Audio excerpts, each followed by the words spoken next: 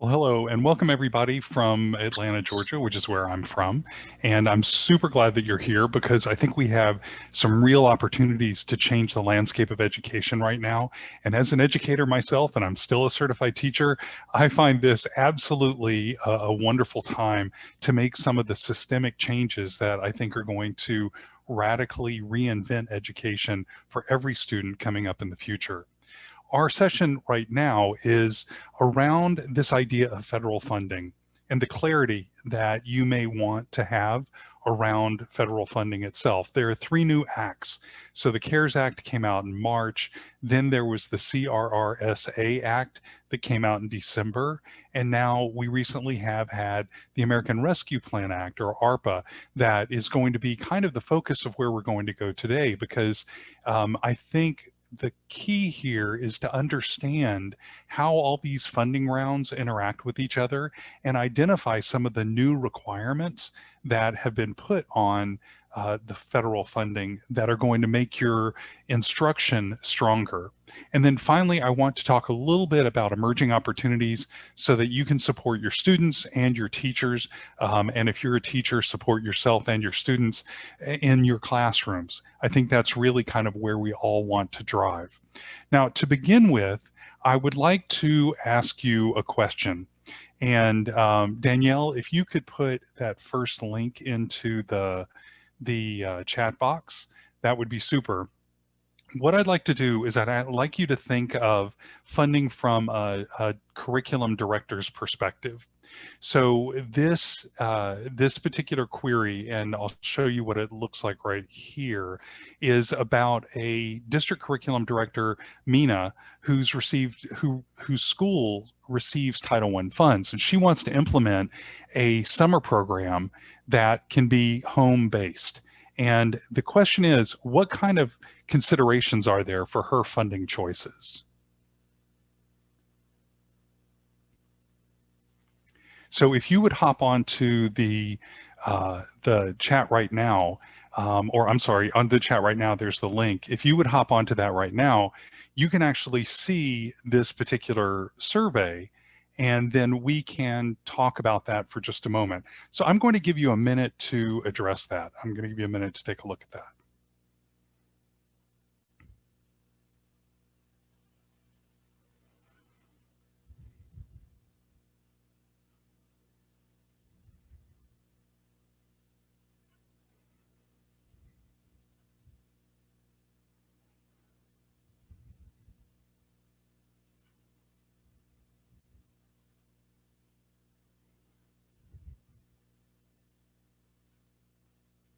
So the results are coming in.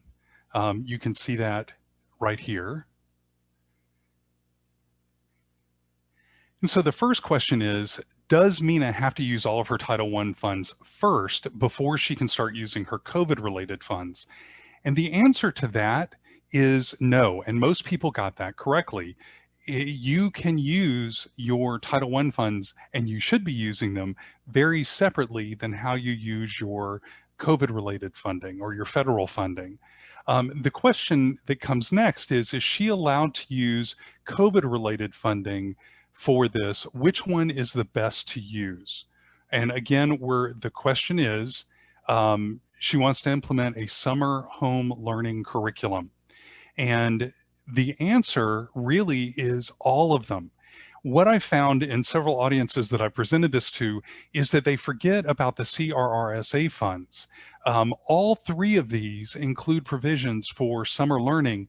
And in fact, if you look at the summer learning requirements, you'll see that those also include summer learning with social emotional components. So you're making sure to take care of the whole child when you're doing a summer learning program. And then finally, does Mina have to follow Title I spending or documentation protocols for any of this federal funding that she's going to be spending? And most people think because the money is being distributed through Title I pathways, and we'll get to that in just a moment, that they have to follow Title I restrictions. The answer to that is no, they do not. They are completely separate funds. They have their own requirements that go along with them. So if you think that you have to spend, just because you're receiving Title I funds, you have to spend other federal funds that way, the answer to that is no, you don't. Each fund has their own spending requirements. So with that said, I think we have quite a bit to learn about these new federal funds that are coming out, because I think a lot of people are really struggling to hear the things from their state and ensure that they're using this money properly.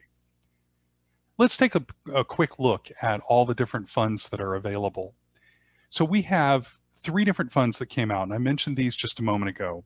In March of last year, there was a CARES Act fund. Now, the amount that goes to education, these are called ESSER funds, ESSER.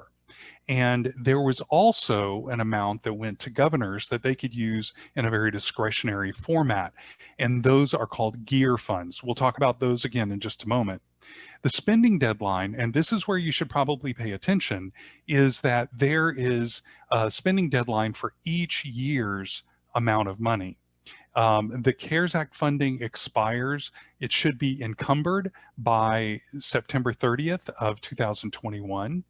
The CRRSA funds are to be encumbered by September 30th, 2022. And then the new ARPA funds, the American Rescue Plan Act, those should be encumbered by September 30th, 2023. So there's a period of time in which you can spend these funds. If those funds aren't spent, they are reverted back to the federal government. So it's important to know that even though these funds have come out in waves, the deadlines for them are in waves as well. You can also see here that the amounts went from 13.2 billion to 54 billion, and then the ARPA plan has 126 billion, and those are all additive. It is not, they don't subsume the other ones. So the total amount is 13.2 plus 54 plus 126. So that's important to know too. So a lot of times when we show this snapshot, and we're working with a school district about this, they seem to have a little confusion about how some of the funds should be spent. But I want you to be sure that these are all additive, and I think that the deadlines will reflect how schools will be spending their funds. So how can they spend their funds? Well, the first place that each of these acts really steps in is to address learning loss. And you can call that unfinished learning. You can call it a lot of different things, but learning loss is what the government documents actually say, especially among disadvantaged students. And that's all disadvantaged students. But you can also use it to purchase the hardware and the software that you need to conduct a variety of different learning methodologies, including hybrid, in-class, and distance learning. So all of those are available through these funds. I do recommend that you also look at summer school and after school learning programs as a way to make these funds really count for your students. So supporting those kinds of activities are a big part of how the funds are structured. And then back to Jan's comment earlier about evidence-based learning approaches, this is specifically for things like assessments and distance learning resources so that kids can learn wherever they are, whether they're at home or at school. But the evidence basis of this is something that is going to become more and more of a challenge. And by the way, every state gets to define what evidence-based means. So what might be evidence-based here in Georgia may be under a different requirement over in Iowa. And then there are the other spending priorities. Now, a thing about spending priorities, we look at a lot of this federal funding and we think immediately, oh, this should go to education. This is all about education, but in fact, it is every aspect of education. So making sure that the funds go to the right things includes things like coordinating between all of the different education agencies, specifically to stop the spread of COVID-19. Also, to make sure that principals have what they need to address coronavirus challenges at their school. That means extra cleaning. It means extra safety precaution and measures that they can implement in a classroom or with groups of students. It also means that school districts can use these funds to increase their level of preparedness, which I think is critical. Training is another part of using these funds on the best way to protect students in the classroom. And so you wouldn't really think this money is for education, right? But it also includes training people on how to keep themselves safe and healthy in the classroom, as well as purchasing PPE and other safety regulations in the classrooms and schools as well. Another thing here is the planning for school closures. So those services that are going to support students when they're not in the school. And that, by the way, includes mental health services. And then finally, things like systemic school repairs, improving ventilation systems, making sure that students are able to get the safe education that they really are there to receive, and reduce the spread of COVID. Those are all part of the ESSER funds as well. So while people may think, oh, this is going to go to the actual educational process, it does, but in a very roundabout way. So remember that when you're thinking about the federal funds. And like I said, the requirements for these funds are different than what you may have seen in the past. So that brings us to a little bit of terminology that may be new to you or different to you. Now, I've already mentioned ESSER, and these are the funds that go directly to elementary and secondary schools. Because there are 3 funding rounds, there are also 3 different ESSER rounds, and they're called various things. But I think if you look at them here, you'll see in your state on their website what they're going to call them in your particular state. But ESSER is becoming a very easily recognizable term. And then we get to the GEAR funds.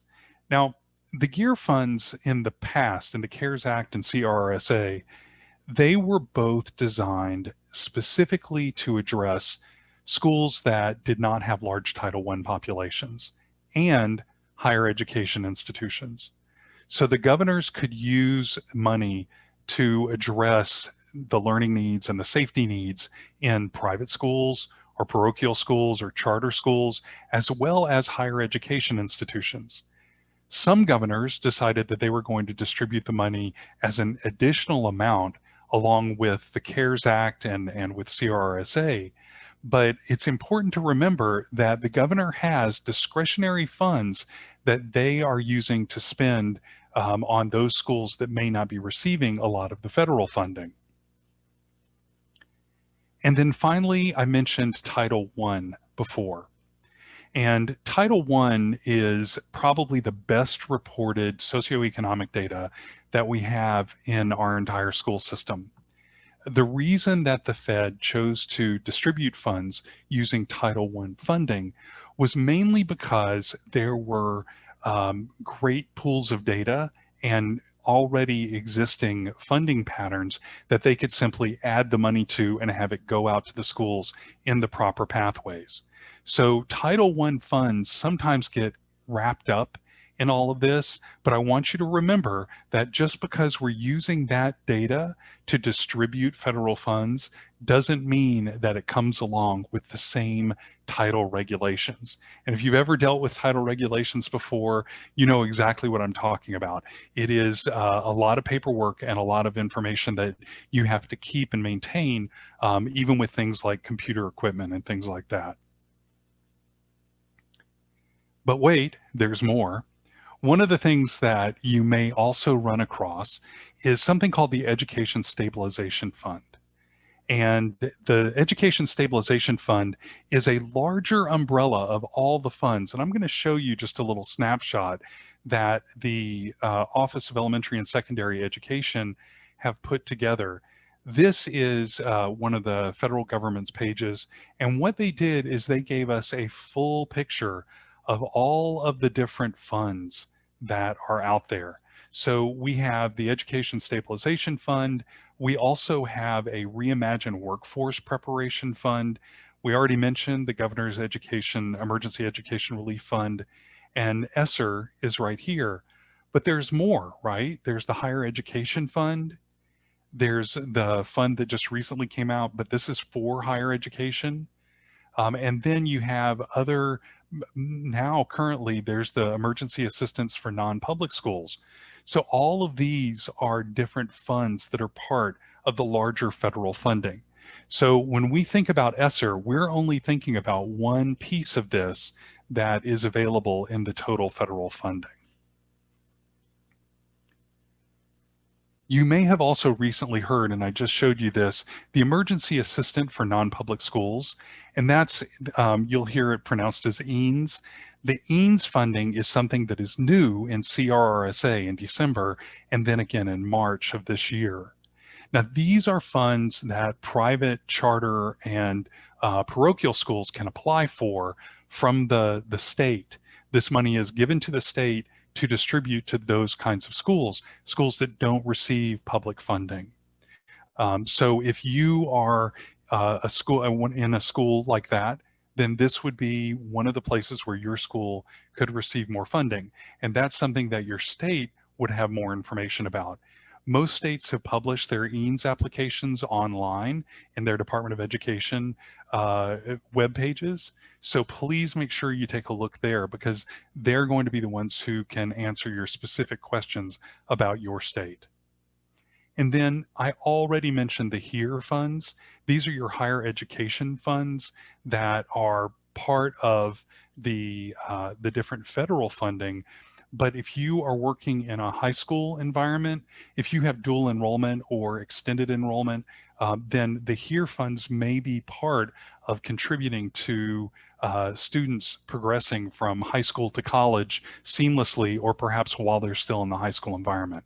So it's important to know that those funds are out there. How every higher education institution implements that is completely on their own. So with that said, I'm going to turn this over to Nicole for the next set. Thank you, Christopher. Okay, so I'm sure many, if not most of you, are familiar with many of the terms that Christopher just shared. However, there are a few newer-ish vocabulary terms that are found in the American Rescue Plan that heavily impacts how funds can be allocated and spent.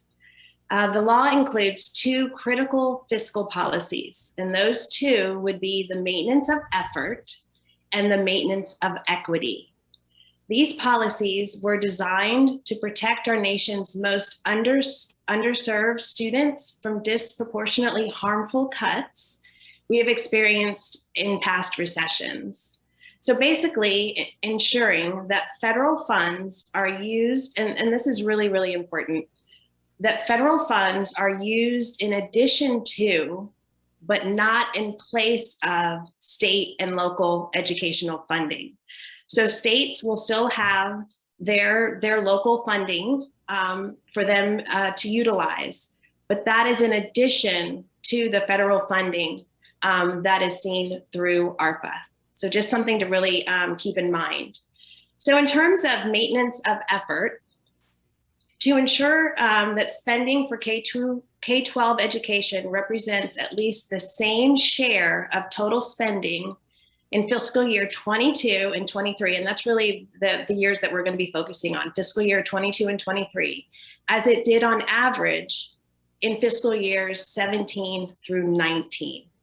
So basically, at minimum, maintaining the same fiscal maintenance effort that was seen prior to the pandemic. And then in terms of maintenance of equity, to ensure state funding, and there are a few areas here, and it does get a little technical. And so Christopher will be sharing the different websites and resources where you can go to actually dig into this information a little more deeply. But in terms of maintenance of equity, state funding cuts, again, fiscal year 22 and 23 for high need school districts are less than the overall reduction in state funding across all districts in the state, okay? We did already talk about the maintenance of effort. So that is also a part of the maintenance of equity piece. And then the third piece is that districts do not reduce funding or staff in any high poverty schools that exceeds the total reduction in district funding or staff for all schools.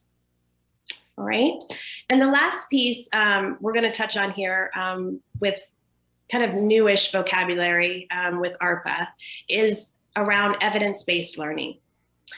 And here, state and local leaders must use these federal funds on evidence-based policies and practices to address the pandemic's impact on student learning. At least 20% of district funds must be used to address learning loss through evidence-based interventions that support students' academic and social and emotional learning needs. And the social emotional learning needs are really one of the big pieces that are that's very different about ARPA. And you already heard Jan and Christopher reference these earlier in their sessions. And definitely you're gonna hear Mr. Callender's session next around evidence-based learning solutions, where he's gonna talk more heavily about this. But in terms of the evidence-based learning, just remember it is determined by the state, but it is still a requirement. And it does include that social emotional learning piece. All right, Christopher, perfect. Next slide. All right, so now we're gonna just spend a little bit of time and we're gonna talk about how ARPA impacts states and school districts differently. Okay, we're gonna talk about districts versus states. I did want to just share something with you from the Learning Policy Institute, and I know this is another resource that we will be sharing out. Federal funds should be used to make systematic changes to our public schools so that they are funded more equitably to support investments in teacher learning and wraparound supports. And so that these resources are routinely available to close opportunity gaps. Now, this bold initiative can launch a new norm that ensures digital capacity, expanded learning time, and again, and we highlighted this earlier, social, emotional, and academic supports within community schools that nurture the whole child. And the goal here, of course, is to see this for years to come. Policymakers have this once-in-a-generation chance to refashion our public schools to ensure that they help all students achieve their full potential. The road to change will take time. However, the new federal investment in education will provide our public schools with the opportunity to return not just to our pre-pandemic status, and I know we're all very, very hopeful to go beyond that, but to an even better system that will support our students now and into the future. And so some of the differences outlined in regards to states versus districts. For our states, new strategies that specifically and are targeted to address inequity for higher poverty districts, homeless students, and special needs students. Obviously, a focus on learning loss prevention, ability to hold up to 10% of the funds to support specific intervention and instructional support activities. And at least 5% of the funds must be reserved for evidence-based activities. And Christopher talked a little bit about that a few minutes ago. And then in terms of our districts, okay, interventions must respond to students' academic, social, and emotional needs for our underserved students. 20% of the total ARPA ESSER allocation to address learning loss, as mentioned earlier, okay? And we see this through evidence-based interventions, including summer learning, enrichment, after-school programs, and so forth. And then, of course, hiring of new staff and avoiding layoffs. So these are the main differences that we've talked about between states and districts. And now we're going to move into a few questions. Christopher, did you want to start us off? Absolutely. So these are questions that we've been seeing in the districts that we're working with that we've collected these. These are very common questions that we keep seeing over and over again. So what we did is we took these three, but while we're going through these, if you have questions out there in the audience and you want to ask them, perhaps we can have an opportunity to discuss those as well. So Nicole, this first question is for you. Why do you think equity is more emphasized in ARPA than it was in the previous rounds of funding? So that's a great question, Christopher. I believe it's become more and more apparent following both the CARES and CRRSA that many marginalized individuals and groups, as well as educational institutions in our high poverty areas, were not receiving the critical relief funds they needed appropriately and in a targeted, equitable fashion. Elements, and we've heard all of these, elements such as providing more in-person learning options for students quickly, providing distance learning tools and internet services were not afforded in an urgent manner to all students across the nation. I know some of the I'm sorry. I know some of the challenges that I've seen here in my area are students who are homeless. They always kind of fall out of the mix. So that's a really good point, Nicole. Yes, and as we just talked about a little while ago, those students, and you used homeless students as an example, are specifically stated within the new ARPA plan. So because the previous rounds of funding were not specifically targeted and earmarked to address inequalities, and of course that's been exacerbated by the pandemic, like we're seeing in the American Rescue Plan Act, the disparity gap just was continuing to get wider and wider. So those are some thoughts I have on how equity is more emphasized in ARPA than it was in the previous COVID relief plans. I think it's also important to remember that when states are asking for accountability, and they will be asking for accountability because these are federal funds, as states ask for accountability, they're going to be asking different questions than they've asked before. And one of the things that they're going to be really focusing on is the equitable distribution of funds. So that really has become a real challenge for some districts because they just aren't taking those records down the same way that they do other records for federal funds. So it's an extra challenge for reporting. All right, so Christopher, how do you think this new maintenance of equity will change how states and districts budget student resources? Well, maintenance of equity is a largely new concept, and some states are dealing with it in very unique ways.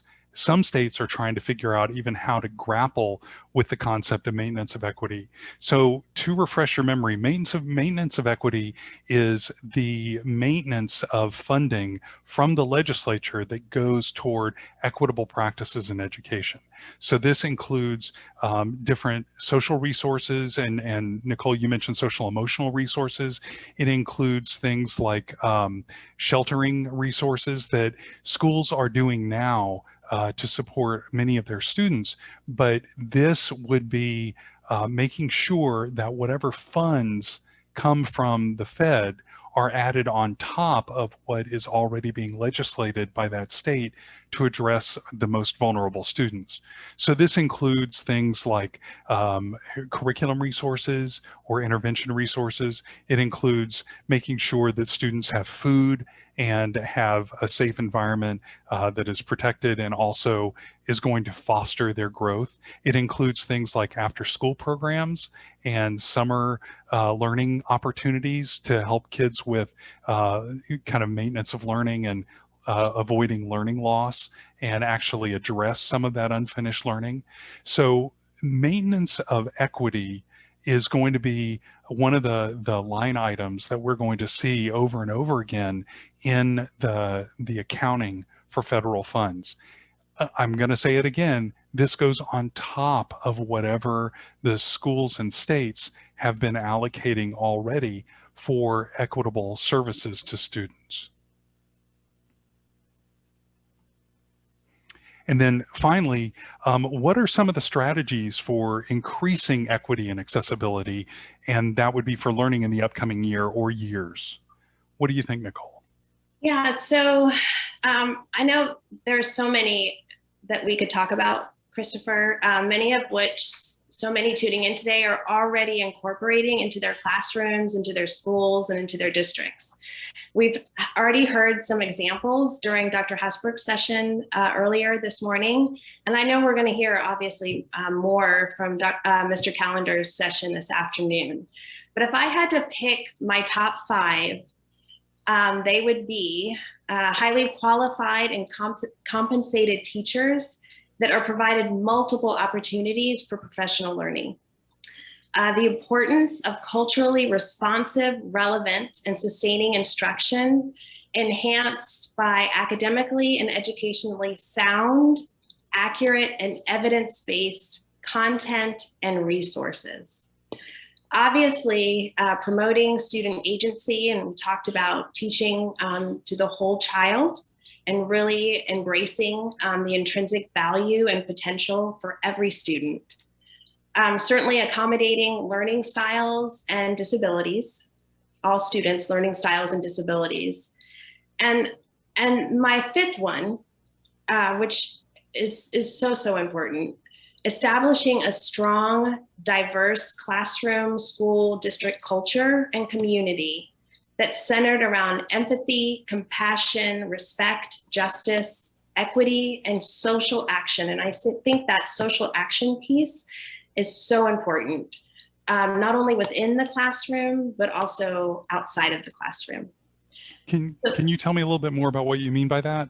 Yeah, so really just teachers fostering an environment for students to not only learn and appreciate each other's unique differences around their diversity, and then providing them with opportunities to really share not only their environment and kind of their traditions with their classmates and with their other friends throughout the school, and really being able to then put those into action form, whether that's working in the community with their schools or talking about different projects that are happening within their community, to really be able to share the diversity and the different and multiple perspectives that truly make up a classroom with our students.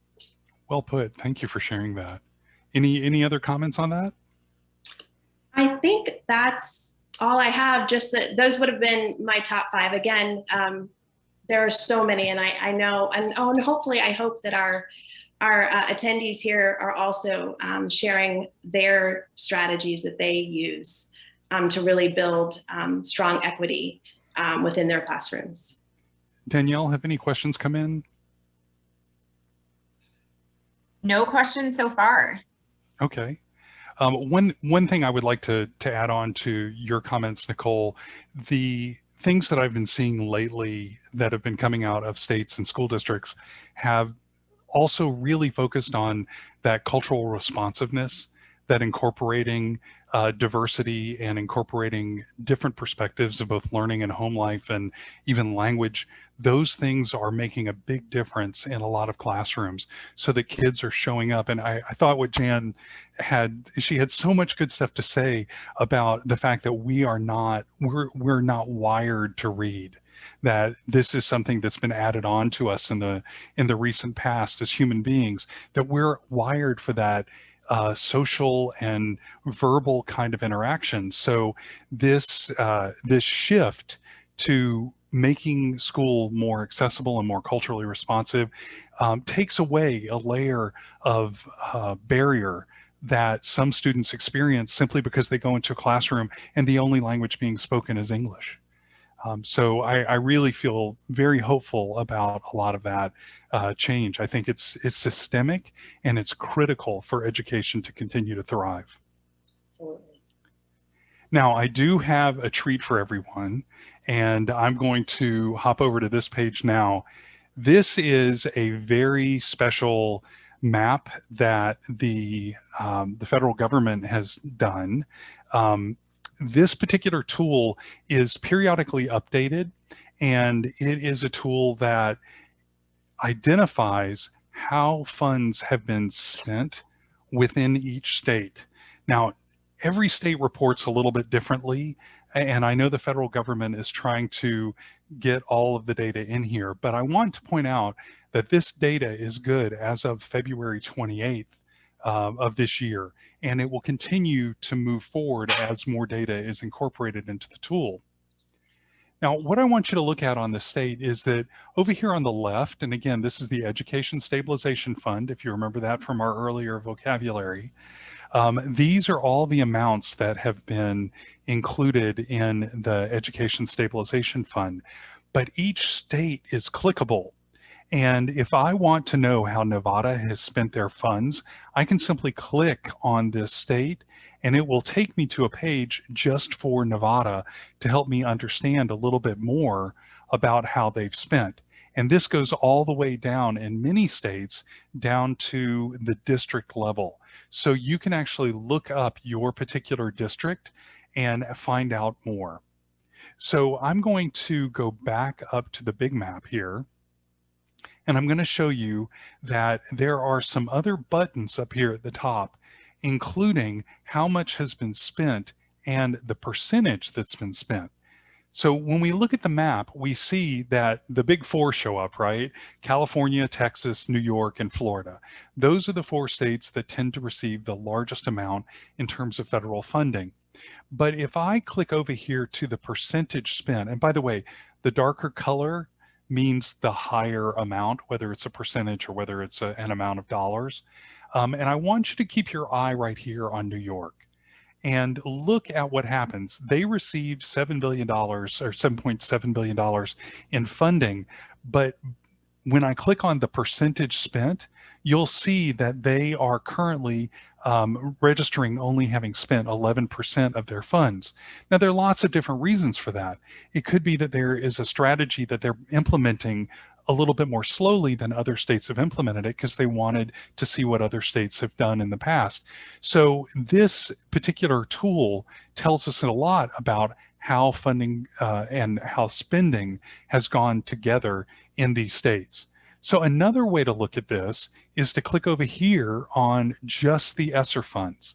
So when we click on the ESSER funds, of course, the colors don't change that much, but you can see now the percentage spent of ESSER funds also changes. So you can actually drill into states and find out more.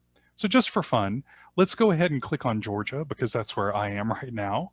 And I'm going to take a look at what this particular page has on it. I know it's small for some of you, but it's okay. You have the link there, so you should be able to drill into this for your own state. But you can see how much each fund has provided to the state.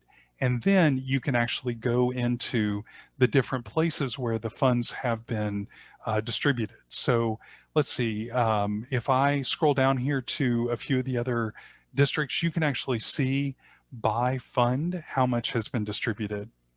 The same goes for all the gear funds. So you can actually, if it's been reported, you can actually see how the funds have been spent. And if you're so inclined, you can actually find out more about the higher education funding as well. And so this again is the HERE funds that were specifically allocated for higher education institutions. So that, I think, is a tool that you can use to inform yourself as you're trying to make decisions around how funding is being distributed within your state and then what kind of to expect in the future.